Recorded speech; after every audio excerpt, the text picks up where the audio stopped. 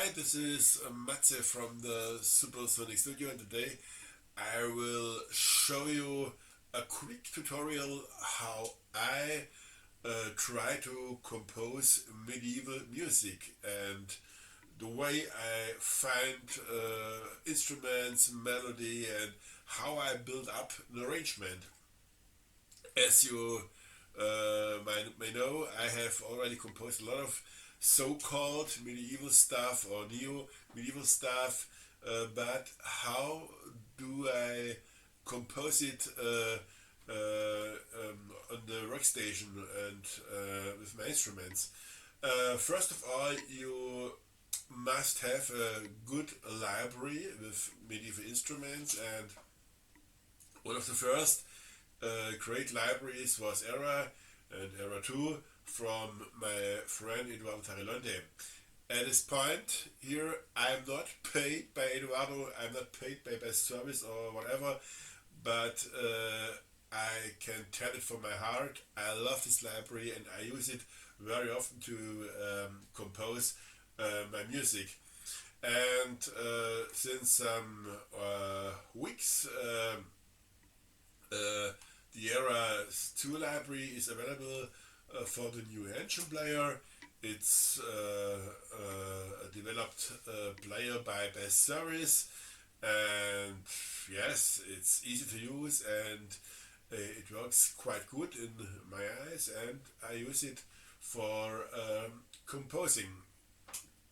So I will here now show you a piece of music and using only that library. I have other libraries from East West and from Best Service, from Marcel Bassotti and so on, but for this example, for medieval piece, I use only this library from Eduardo. So let's start here in Cubase. You can see I have already composed some parts. I needed about 2, 3 or 4 hours when I started composing, and I will give you some thoughts and inspiration how I did it. I think first of all, for a danceable tune, I think there could be a tune for the Hübschlerinnen. These are the dances from the Staffel Saga, or for another crew who is dancing. You need danceable music, easy music, and important is the medieval flavor of the sound, and you have to think about a scale, and a typical medieval sounding scale is the Dorian scale. It sounds like that. If you play on the white keys starting with the D, D Dorian, you can use the white keys, it sounds medieval from alone. If I play C major, if I play A minor, it's sounding good, okay, but if you want the typical flavor of medieval, Dorian is a good start, and D Dorian is a good start to play only with white keys.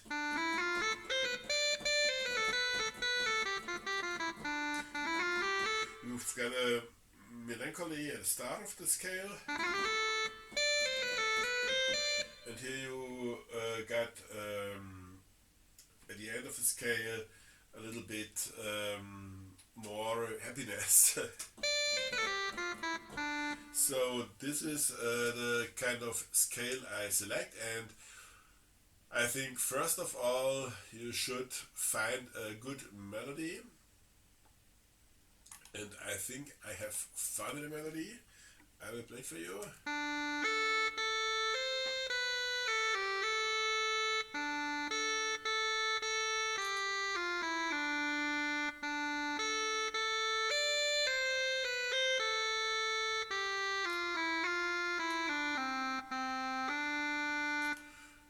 It's a Krumhorn soprano from the Era 2 library, and I love the information in the library. You can see how the instrument looks like, and you got explained all the articulations.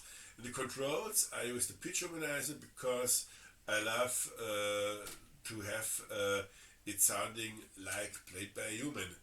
And in this layout here, I haven't integrated key switches. I played it legato, but there are a lot of possibilities to make it more real. I will show you here how this could be. Legato, and here marcato, staccato, and here a trill, a long trill, and a mordant. And I can trigger it here inside my arrangement. So if I want to start with legato, I trigger the C2 at the beginning. Let's do it at this point here. I take the pencil and I say you must play here the legato, and let's make a short trill here on a longer note. So I have to insert a D sharp. D sharp is here, and let's have a look if it works good or if it works fine. Let's check it. It sounds like that now.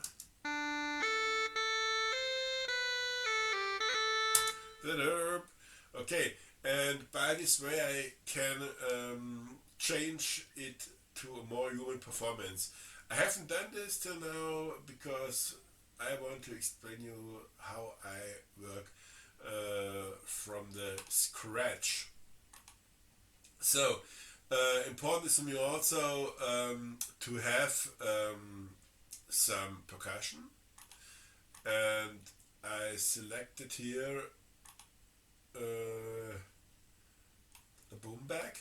Boom bag looks like that. This is a drum played with the hand typically, and it sounds like that, the boom bag. So let's solo it.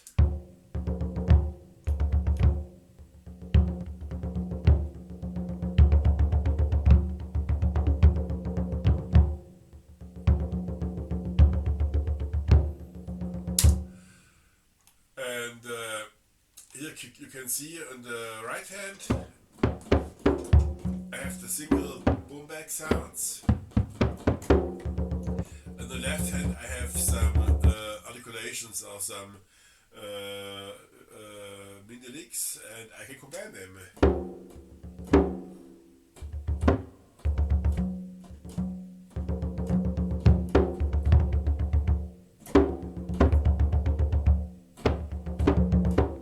Okay, and I have already recorded here this part, and I quantized it sharp on the grid. I think it's necessary to have, in this case, a good performance. The rhythm must be stable, in my opinion. And I added here another instrument. These are tambourines, and I have here also two right hand and the left hand.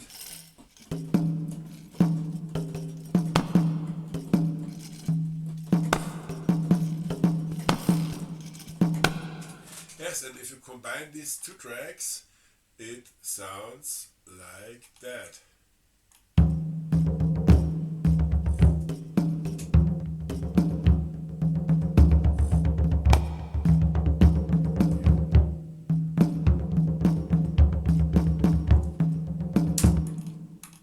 And I think these events I have not quantized on the grid.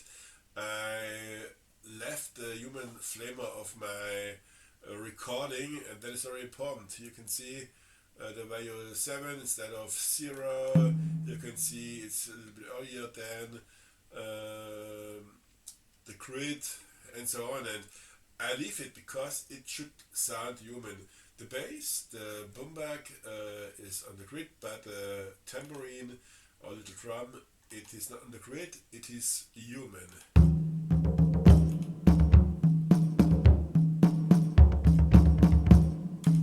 Okay, and in combination with the Krumhorn, this was the start for my arrangement, it sounds like that.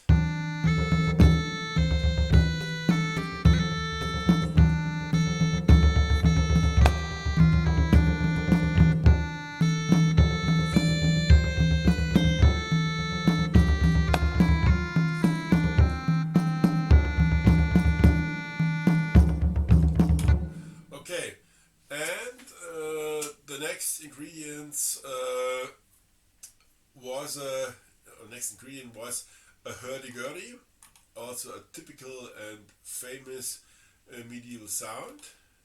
Here you got it. It looks like that. You have to spin around, and the strings are touched by a wheel, and it makes a very special sound. And there are some little sequences in this plugin, so you are ready to go if you play them.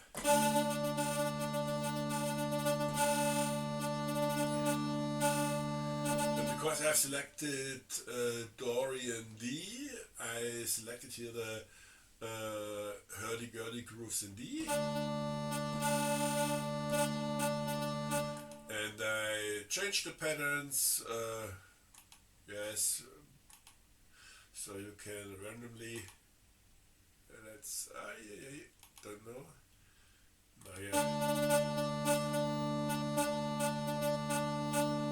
it's a typical ostinato sound you need for the typical medieval music, or that sounds typical for people. So let's combine this with the tracks I already have. You know, we are back at the previous medieval music. Medieval.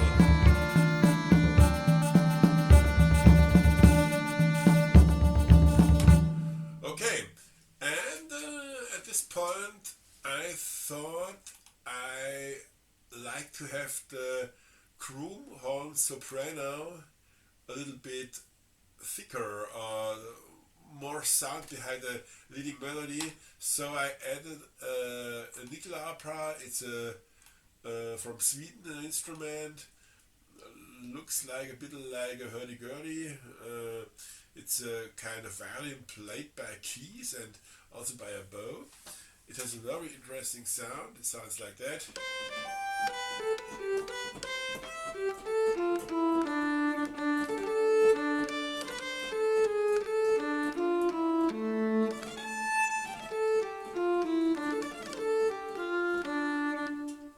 And here Eduardo also implemented also a lot of articulations, legato marcato, staccato marcato, crescendo, long crescendo, for example. Where is it, the long crescendo? I think.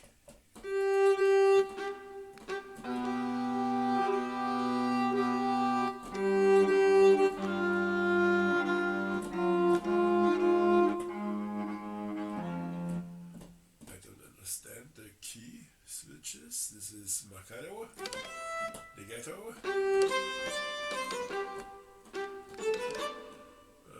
staccato. Should be normally a crescendo. Don't know where it is, but that doesn't matter.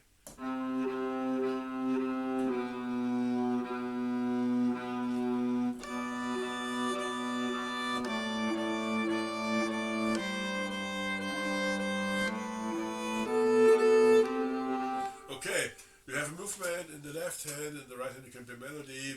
I made it how I made it. And I thought this nickel arpa should play the same melody like the Krummhorn soprano, and I have also switched on the pitch organizer for differences in pitch to get it more human or more authentic. So you can here listen solo Krummhorn and nickel arpa. Only Krummhorn, only nickel arpa, both, and together.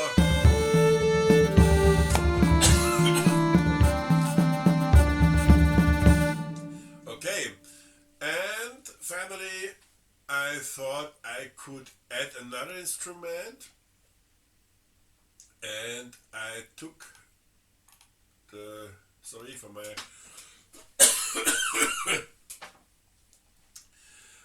health state, a Renaissance lute. First I was searching in the library of Eduardo, hey, where are the lutes or the uds, and I didn't find a lot of stuff in the black instruments, baroque guitar, bass titole, arps, guitar, gothica, langeleik, etc.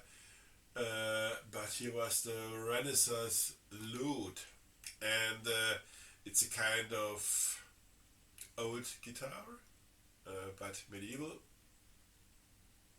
And I thought, I was wondering how do I play it, that it sounds played like a string instrument, and I tried to think how a lute player was playing it, and in this way I recorded the track. You can listen here now pure to the lute.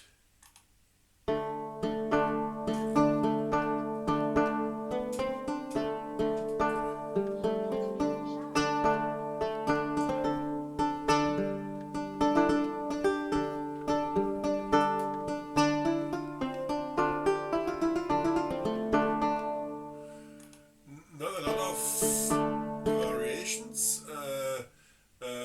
Also in the D Dorian key, but it adds a little bit of rhythm to the whole arrangement, and it sounds like that altogether.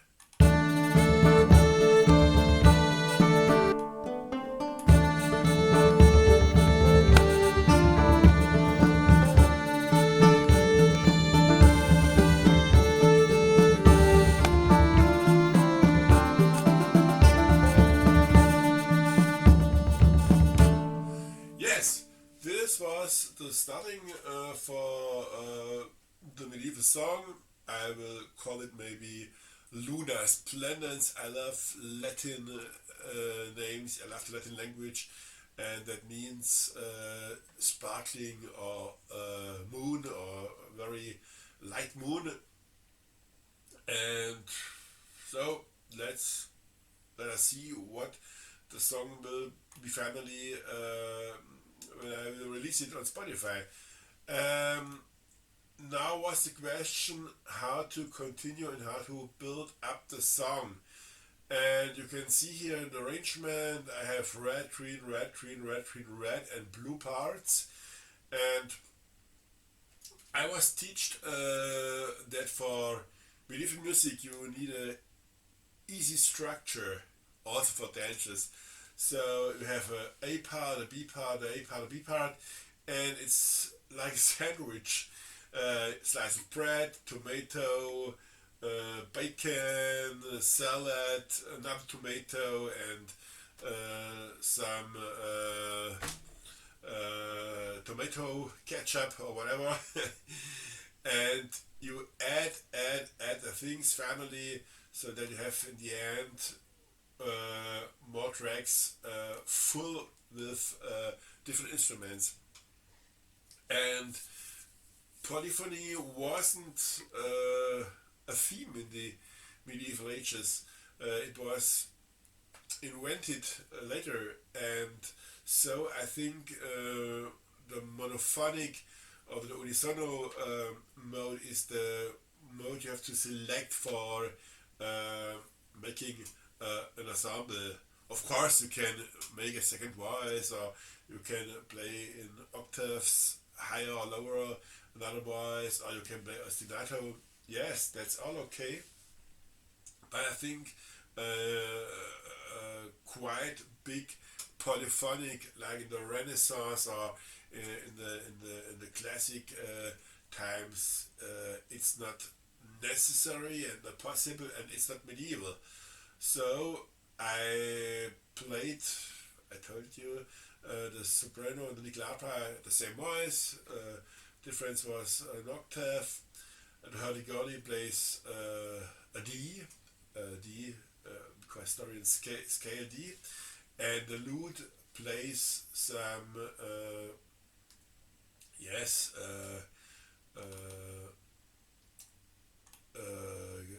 keytones D A, and so on, but not too much to have the authentic sound.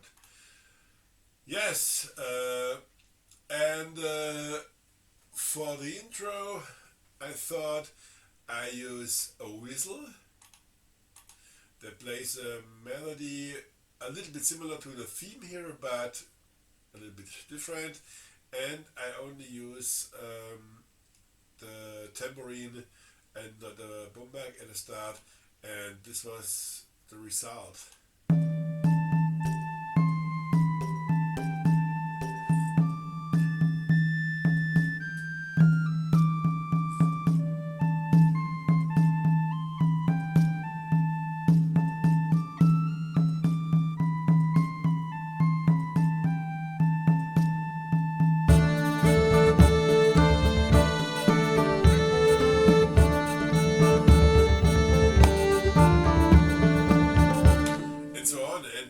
Show you the cream part. There's a changement there's a change in the melody, but the same instruments or the same orchestration. Have a look how it changes.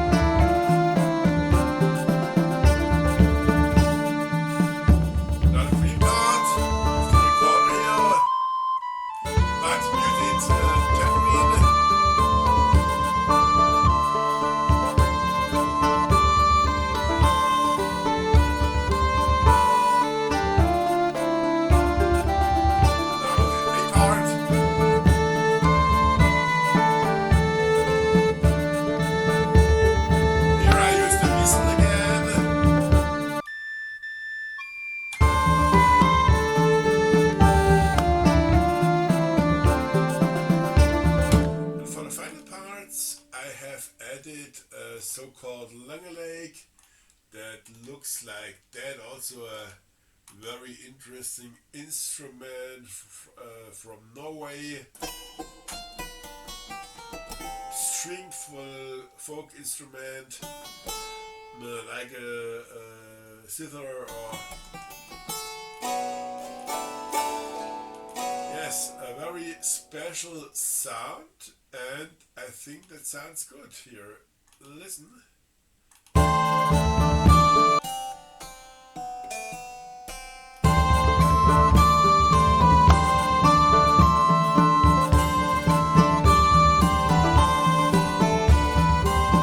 Finally, the A theme.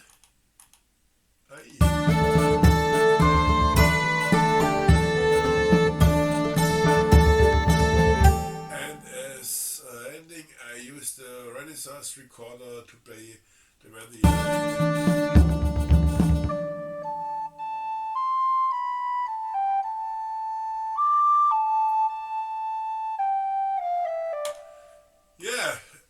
this is my new medieval song. Also interesting is to add a tempo track, because medieval music was never perfect in the grid.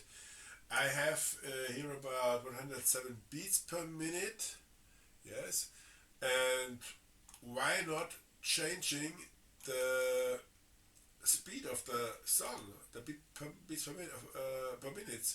So here at the start we got 107 beats per minute. Let's check it out if I add some random values,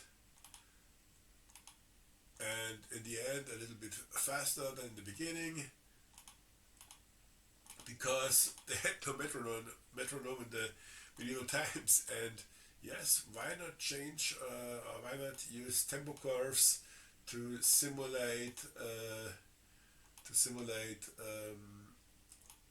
the different, oh god, what have I done there? Don't know. Okay, it sounds like that now.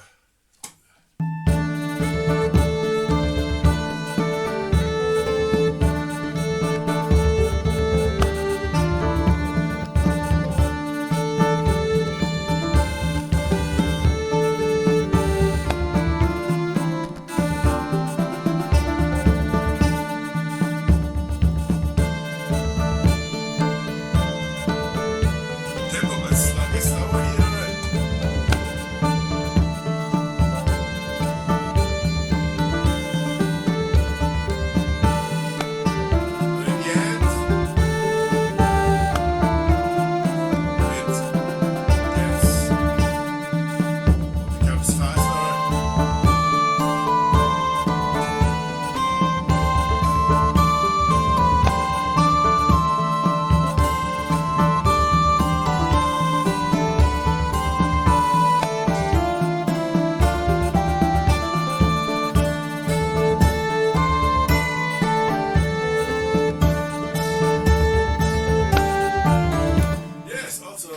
Method to use tempo track to make it sound more authentic. Okay, this was my quick tutorial how I compose medieval tunes for dancing, or medieval tunes for videos, for video games, for film music. And what I have to do now is to insert key switches in every instrument to make it more authentic, to sound like a real nickel opera, to sound like a real Krumhorn. It sounds quite good now because it's a quite good library from Eduardo, but I can insert a trill, I can insert a morland, I can insert a legato, I can insert a marcato, I can insert a staccato. All that kind of articulations that also a real person plays on the instruments. And this will I do right now. And then finally there will be a ready medieval song, and it's called, or will be called, I think, Lunar Splendens. Or maybe Moonlight, don't know. So give me some comments on my little tutorial, and say what kind of libraries do you use when you compose.